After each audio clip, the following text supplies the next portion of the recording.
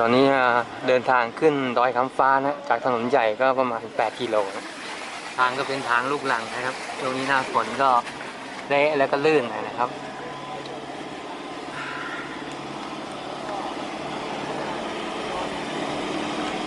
ลูกอะไรนะพี่เนี่ยลูกพริกขี้หนู ลูกพริกขี้หนูครับพริกขี้หนูคือพริกเดี๋ยวนี้มันหมักขี้หนู พริกขี้หนูผมกินแล้วก็อร่อยดีครับ ช่วงแรกก็จะฝาดนิดนึงแต่เคี้ยวแล้วก็อร่อยดี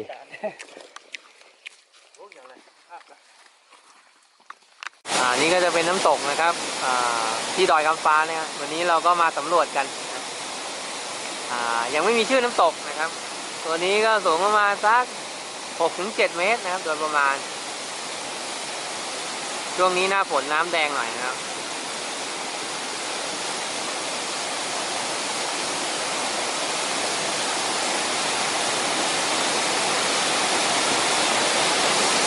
มันก็จะมีชั้นย่อยๆลงไปอีกนะครับยังไม่ได้สำรวจนะครับโอเคอย่าแป๊บหนึ่งนะพี่นะครับวันนี้ผมกินข้าวเย็นนะครับก็จะมีผัดอันนี้ผัดอะไรนะพี่ก็ดีนะผัดไซโยเต้ครับผัดไซโยเต้ฟักแมวครับอันนี้ยำเลยนะพี่นะยำเห็ดโคนนะพี่เนาะ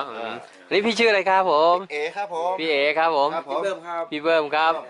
วิจิตครับพี่วิจิตครับอันนี้พ่ออะไรพี่มาล่าครับเรียกพี่ก็ได้เรียกพี่ก็ได้ลุงดีกว่าลุงเลยนะครับไม่เอาห้องมาดีกว่า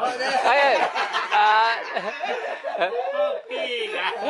เรียกพี่ได้ไหมลุงเลยนะครับลุงมาลาครับลุงมาลาอันนั้นลุงอะไรครับผมอันนี้ลุงยงครับผมลุงยงนะครับครับผมตรงนี้ก็จะมีช่างกี่คนนะพี่นะช่าง3 คนมีพี่เบิ้มพี่เอครับพี่เอลุงยงเป็นช่างนะครับครับผมครับเฮฮาดีครับก็ไม่ใช่ช่างแต่ว่าเป็นคนสนับสนุนครับคล้ายๆช่างนั่นแหละครับช่วยกันนะผู้ช่วยนะครับโอเคครับช่วยกันครับขอบคุณครับ